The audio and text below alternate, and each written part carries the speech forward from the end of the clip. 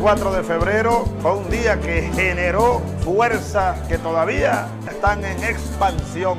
Es un día de esos para la historia. Muy buenos días.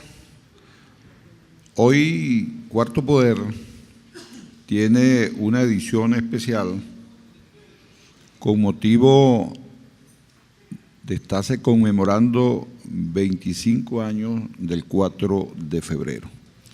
Nos encontramos en la sede del cuartel Rivas Dávila en Trujillo para un programa especial de televisión y de radio. Quiero agradecerle a todos los asistentes, agradecerle a los que comandan esta institución militar por habernos prestado su sede, por habernosla facilitado para esta conversación que vamos a sostener hoy de manera especial con el ciudadano gobernador del estado, el gobernador Henry Rangel Silva. Escogimos la presencia de Henry Rangel Silva porque él es un actor principal de primera línea del 4 de febrero.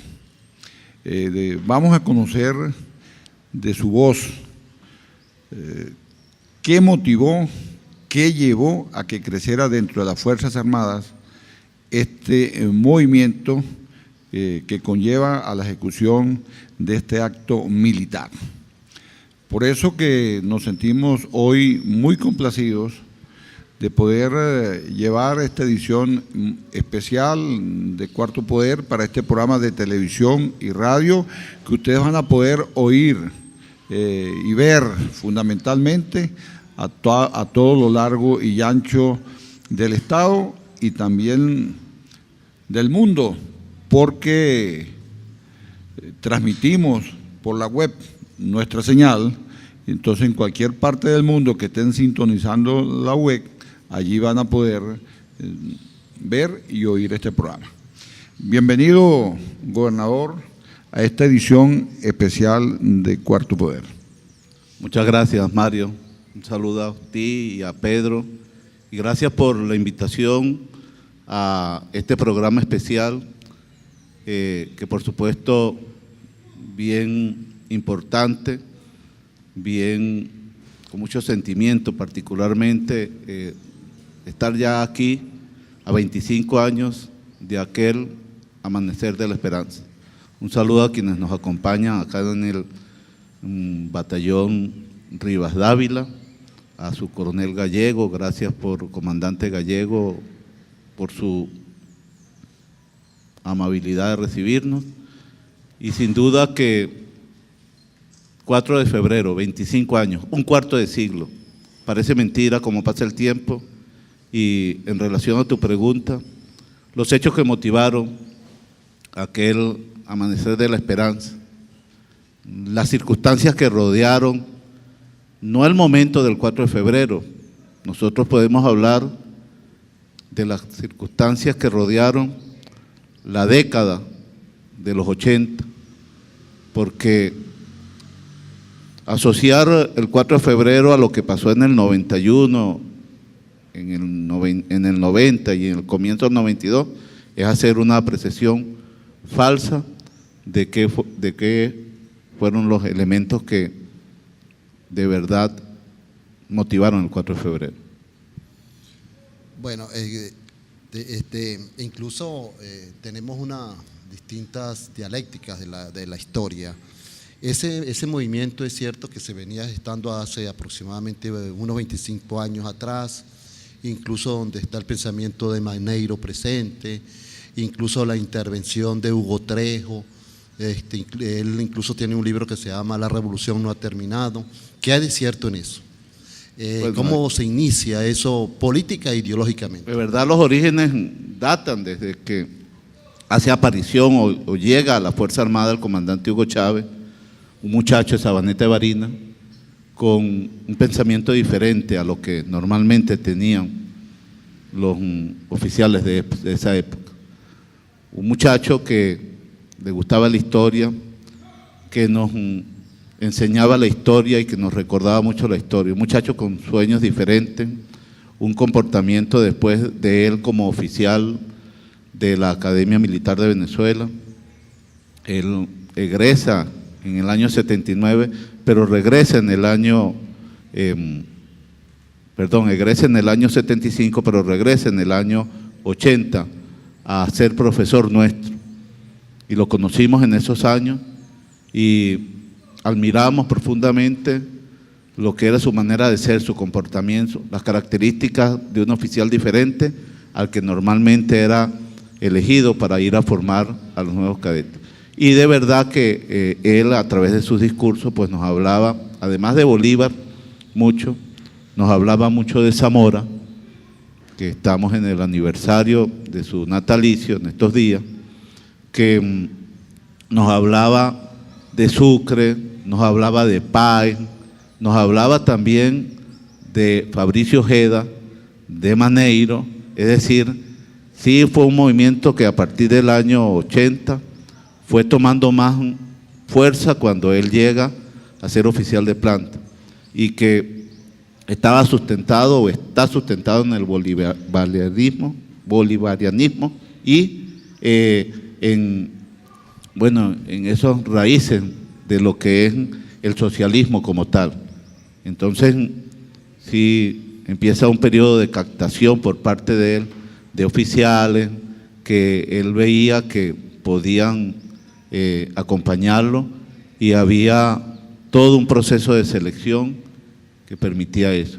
De manera que no es un movimiento de locos, no es un movimiento apresurado. El 4 de febrero no fue una acción apresurada, y no fue una acción apresurada porque ya tenía años gestándose y da cuenta ahora que después de un cuarto de siglo, lo que es el 4 de febrero sigue teniendo vigencia y tendrá mucha vigencia. Podemos concluir que el 4 de febrero tiene su génesis entonces en la última parte del siglo XX, ¿no? Definitivamente ya en los años 75-80 ya se genera los primeros análisis de los jóvenes militares de la época y allí se fueron formando, ¿no?, bajo ese ideal nacionalista que culmina el 4 de febrero y que proyecta después lo que ahora conocemos como el socialismo del siglo XXI. Así es, y fíjense que ahí elementos fundamentales, nosotros analizábamos la economía, nosotros podemos recordar la crisis financiera del año 84, cómo impactó a este pueblo. Nosotros recordamos muy claramente, y quizás fue la campanada final, después de tantos años de estar en ese movimiento militar, que fue el 27 y el 28 de febrero del año 89, que de verdad como que dijo, basta de seguir esperando, hay que accionar. Y sin embargo, después del 89, aún se dieron 3 años para materializar la rebelión militar del 92. El presidente Chávez da una entrevista y la transforma en un libro muy, muy ameno que se llama Cuentos del Arañero. Entonces, él comienza ahí en primer lugar a establecer, cuando está comenzando en la Academia Militar a estudiar, el encuentro de 3 libros, y él dice que se lo encuentra en un libro de Brito Figueroa, ese gran historiador venezolano. Se encontraron, por supuesto, una biografía de Zamora, que está pronto a cumplir el bicentenario. También se encuentran un libro de Simón Rodríguez, porque comienza a establecer, y por supuesto otro de Bolívar. Él dice, en unas memorias muy personales de microhistoria aquí, en esta obra, que esos 3 libros prácticamente le hicieron cambiar su vida, y comienza a mirar hacia esas 3 concepciones de pensamiento, sobre todo el tema de Simón Rodríguez y el tema bolivariano. Porque hay que recordar que cuando usted llega a la Academia Militar, él también está saliendo. Él está saliendo. Es cierto que él incluso utilizaba mucho sus clases para introducir estas 3 ideas de lo que es parte del pensamiento venezolano. ¿Cómo recuerda usted la primera vez que le llegó a través dando clases en un encuentro de pasillo? Coméntenos eso, claro, parte de esa memoria. bueno, nos daba clase de historia, nos llamaba y normalmente él hablaba mucho de Bolívar y él era profesor de algunas materias militares, pero él pidió que le dieran la cátedra de historia junto a un gran amigo de él, a su maestro también, y un gran amigo nuestro, mío particular, que es Pérez Arcay. Jacinto Pérez Arcay, en esa época era general y era jefe de la cátedra bolivariana de la Academia Militar.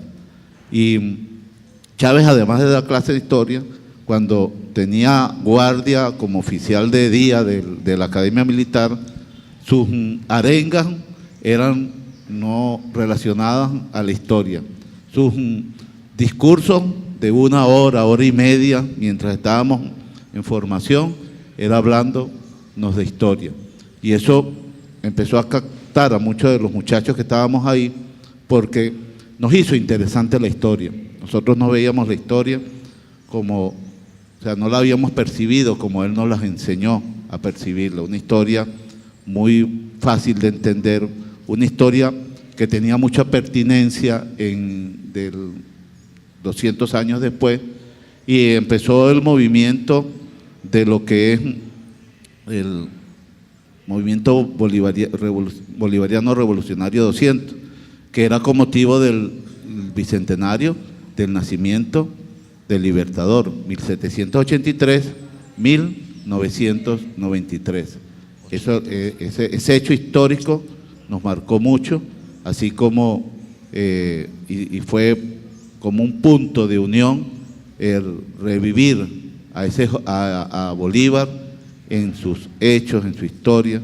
Y Chávez fue una de las personas que mejor internalizó el juramento de Monte Sacro.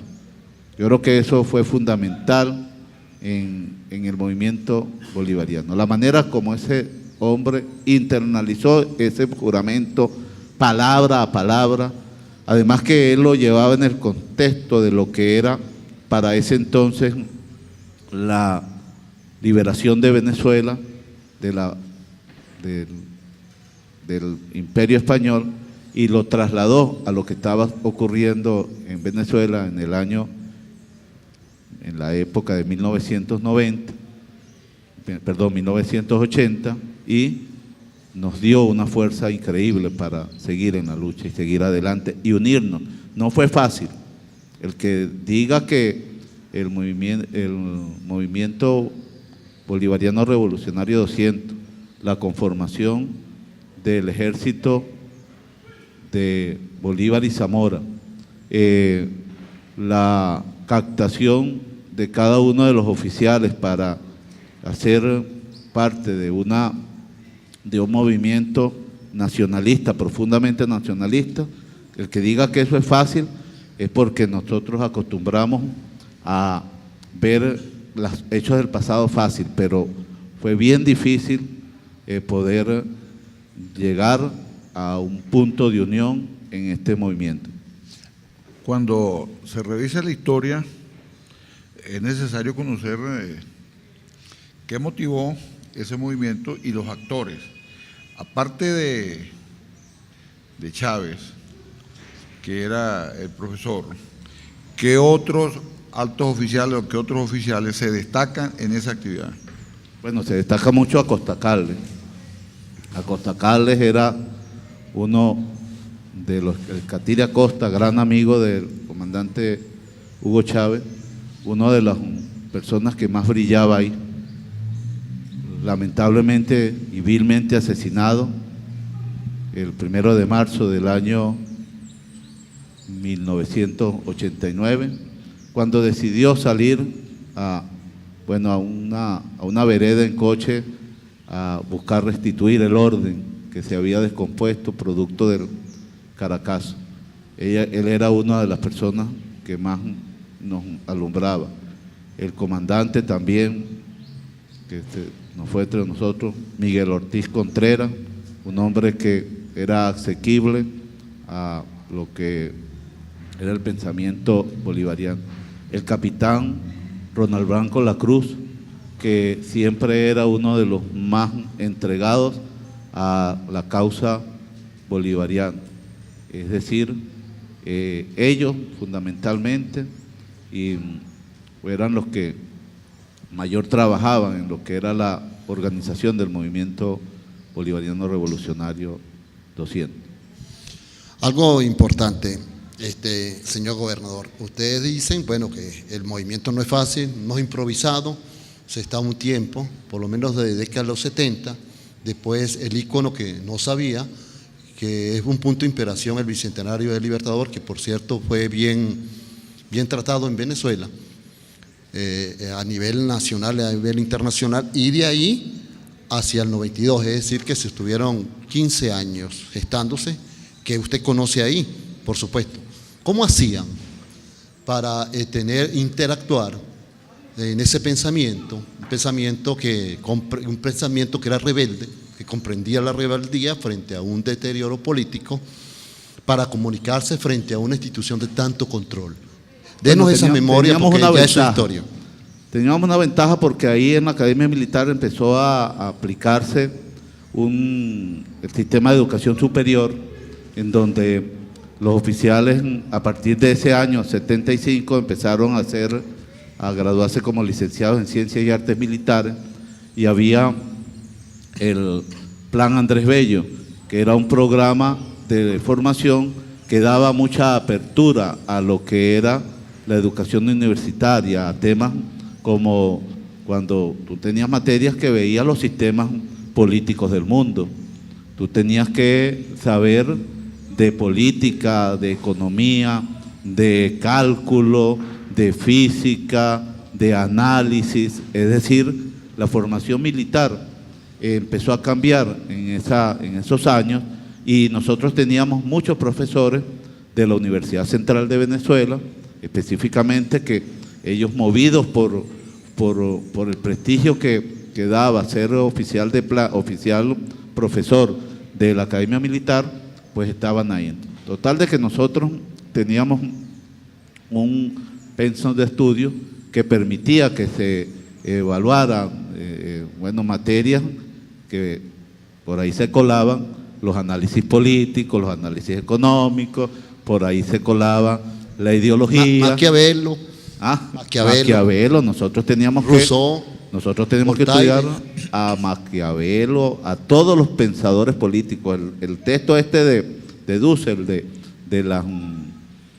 los sistemas políticos, uno tenía que aprenderse y tenía que, saberlo, explicar en clases. Y además que siempre habían cátedras que tenían que ver con análisis de la situación del país. Y Chávez era muy hábil en ese momento para colar, para llevar, para sembrar la semilla de que uno viera la realidad de lo que estaba pasando.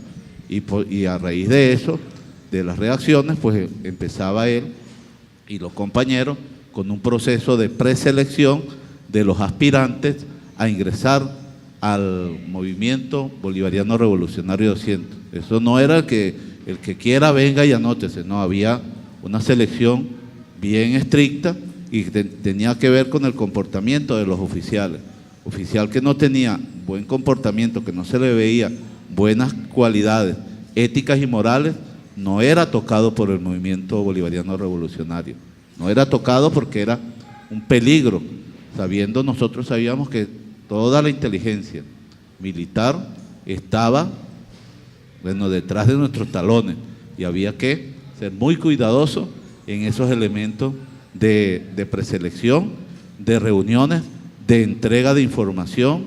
Es decir, habían correajes de información que se llevaban a través de terceras personas. Habían reuniones que eran en un campo de softball, en donde había la menor sospecha de que podía uno intercambiar o entregar alguna información. En los lugares menos esperados era donde se podía entregar una información, decir que se había hecho algo. Es decir, era bien interesante porque estamos convencidos de que había que unirse para buscar un mejor destino para Venezuela. Ahora, la oficialidad que dirigía las Fuerzas Armadas en algún momento comenzó a detectar la existencia de este movimiento bolivariano 2000.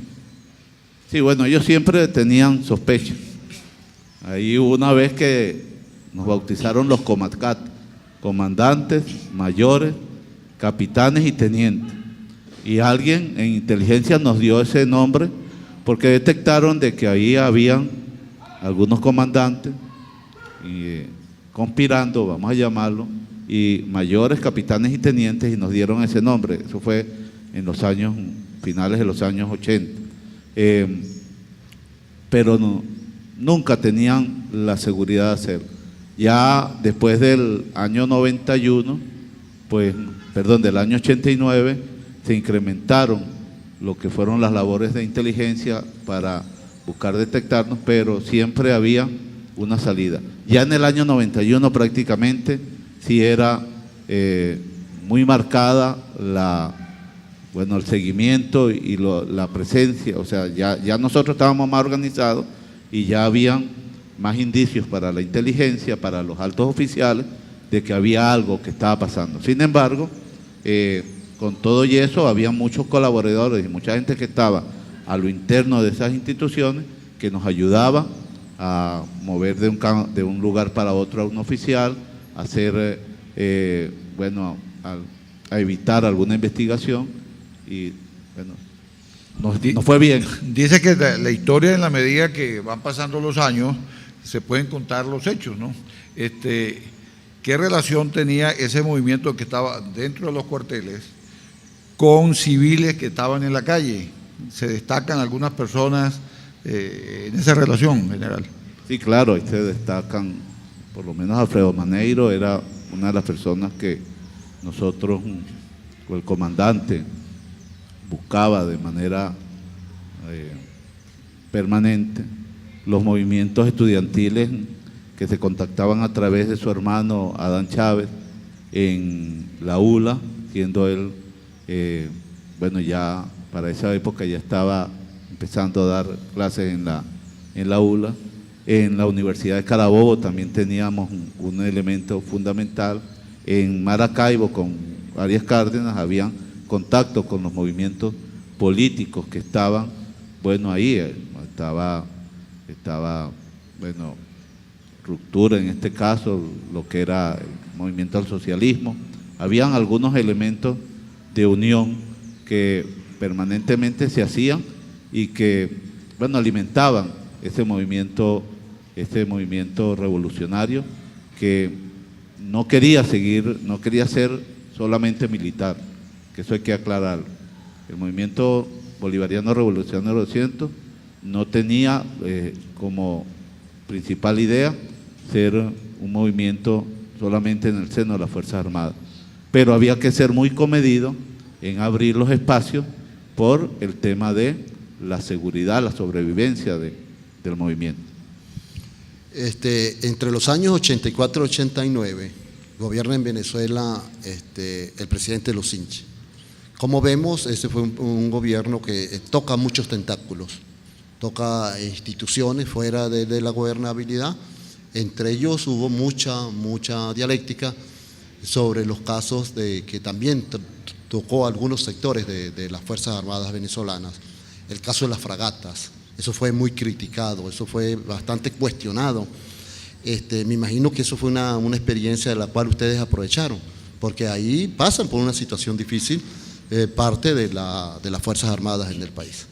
Sí, había muchos elementos, el elemento de la corrupción a nivel nacional y las demostraciones de sinvergüenzura que se daban en los altos mandos de la Fuerza Armada. Eso lo llevaba a uno a que tomara una mayor decisión en lo que se iba a hacer.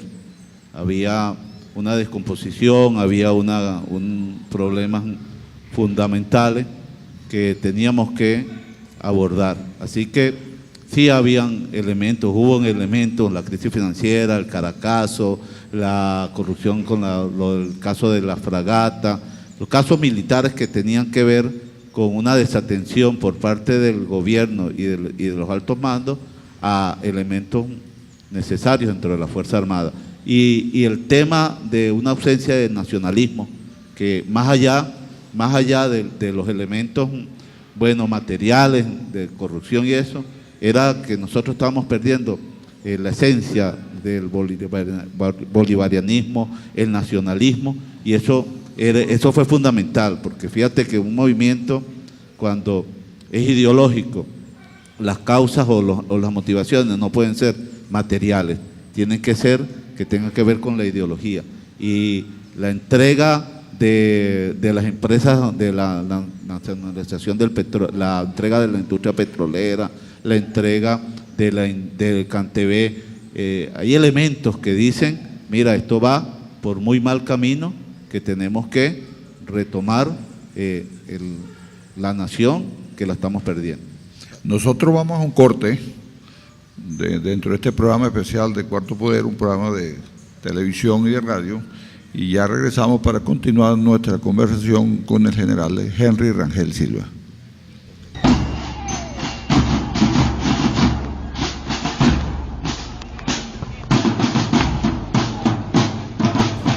El 4 de febrero fue un día que generó fuerzas que todavía están en expansión. Es un día de esos para la historia.